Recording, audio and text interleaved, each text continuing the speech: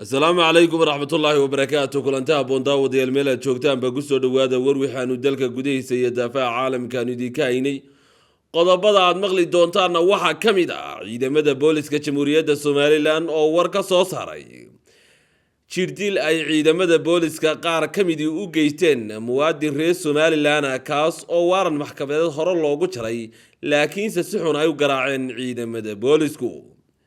arrintan ayaa timid kadib markii baraha bulshada ay ka bilaabantay kacdoon lagaga falcelinayo qaabka arxanka daran ee ciidanku ay u garaacayaan ninkaasi muwaadinka.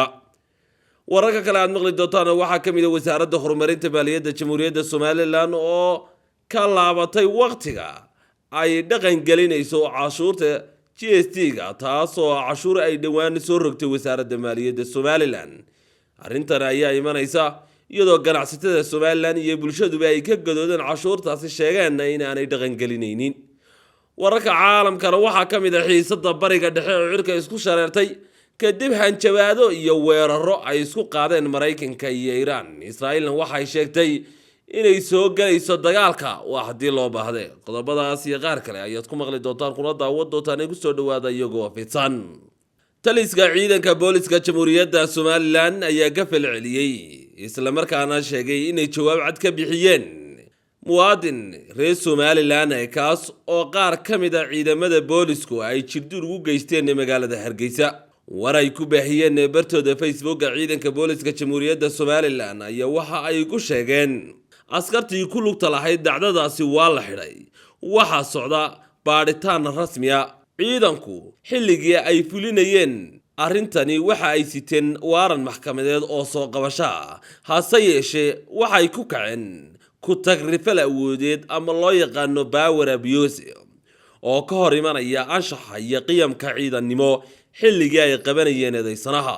taliska ciidanka booliska jamhuuriyadda Soomaaliland waxa uu mar kale cadeynayaa inay ka go'an tahay ilaalinta sharciga iyo dhowrista xuquuqda muwaadinka. falcelinta degdega ah ee ciidanku ka sameeyeen ayaa timid iyadoo ay qaar ka mid ah bulshada reer Soomaaliland ay baraha bulshada ka abaabulayeen kacdoon lagaga soo horjeedo qaabkii arxanka darnaa ee muwaadinkaasi loo qabtay. guuleed dafaac oo ka mid ah garyaqaanada reer Soomaaliland ayaa si adag uga hadlay waxaan u sheegay inay arrintani ka hor imanayso sharciga iyo xeerarka dalka u degsan isla markaana muwaadin la soo qabanayo aan sharci ahayn in loogu daro dilitaan iyo garaacitaan sharci darro ah isla markaana si arxan daran in loo garaaco ay sharciga ka baxsan tahay. dhanka kale ciidanku waxa ay sheegeen in muwaadinkaasi la geeyay cisbitaalka guud ee magaalada Hargeysa halkaana lagu daaweynayo wixii soo gaadhayna ay ciidanka boolisku ay arrintaasi iyagu dusha ku qaadanayaan. waa hagaag wasaaradda horumarinta maaliyadda jamhuuriyadda Soomaaliland iyo sidoo kale rugta ganacsiga jamhuuriyadda Soomaaliland oo maanta magaalada Hargeysa shir jaraa'id ku qabtay ayaa waxa ay sheegeen in dib loo dhigay cashuurtii GST-ga ahayd ee ay soo rogeen dhawaan taas oo dhaqan galaysay 11ka bishan aynu ku guda jirnay toddobaad kuna beegan maalinimada Sabtida. waxa ay sheegtay wasaaradda maaliyadda Soomaaliland oo u hadlay wasiirka wasaaradda maaliyaddu inay dib u dhigeen isla markaana la hirgelin doono cashuurtaasi iibka ah ee GST-ga laga bilaabo 1 bisha August ee inagu soo fool kale. arrintan dib loogu dhigay ayaa timid kadib markii ay gadood xoogan muujiyeen ganacsatada reer Soomaaliland iyo qaar ka mid ah bulshada danyarta kuwaas oo sheegay in cashuurtani ay tahay qeyr sharci isla markaana ay soo heshiiyeen shirkado iyo wasaaradda maaliyaddu. bulshada ayaa waxa ay sheegeen in lacagtooda ay dadku gacanta ku qaataan kadib wasaaradda maaliyadda oo arrintaasi ka falcelinaysa isla markaana bulshada u labqaboojinaysa ayaa waxa ay iyadu maanta sheegtay in 1 bisha 8 laga dhigay arrintaasi laakiinse 1 bisha 8 kadib maxaa dhici doona waa arrin ku maqan kolay wasaaradda maaliyadda Soomaaliland laakiin cashuurtan GST-ga ayana weli wasaaradda maaliyaddu wacyigelin ballaaran ka samaynin intii ay ku guda jirtay dhaqangelinteeda. haddaynu intaa kaga nimaadno wararka gudaha imikana aynu gudubno wararka caalamka. xiisadda ka aloosan bariga dhexe ayaa caawa gashay marxalad cusub kadib markii ay soo tareen hanjabaadaha iyo dhaqdhaqaaqyada militari ee u dhaxeeya Iran, Israa'iil iyo Mareykanka.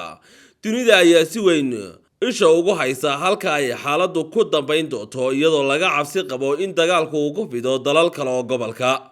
wararka soo baxaya ayaa sheegaya in saacadihii ugu dambeeyay ay sii kordheen weerarada iyo hanjabaadaha militari ee dhinacyadu ay isku hayaan.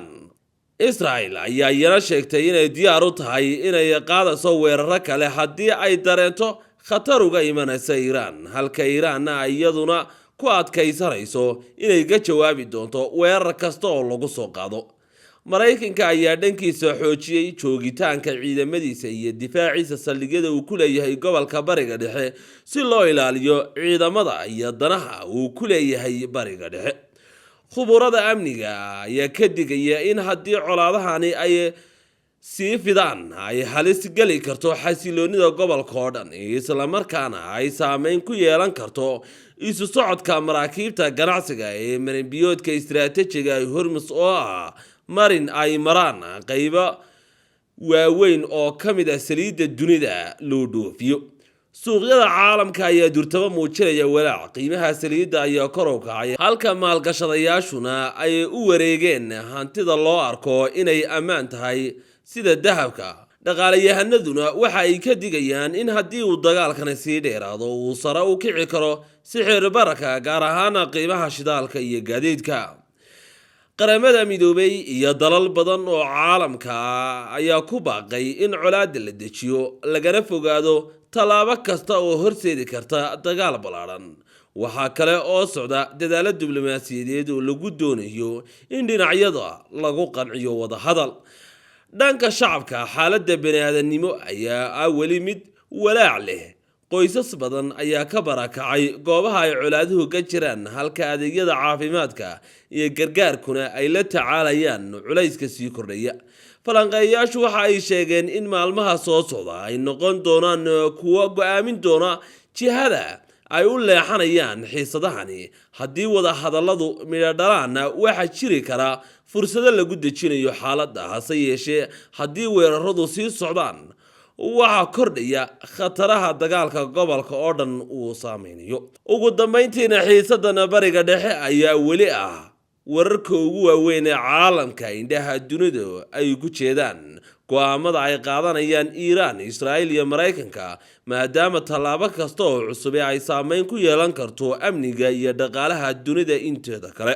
Waxaan idiin soo gudbin doonaa haddii Rabbi yiraahdo wararka cusub ee ka soo kordha xaaladda Bariga Dhexe iyo kuwa gudaha ee Somaliland. inta aynu warkan iyo warar kale isugu iman doono, wasaabi Cabdi Goolo idin leh haddii aad halka soo gaadho subscribe. السلام عليكم ورحمة الله وبركاته.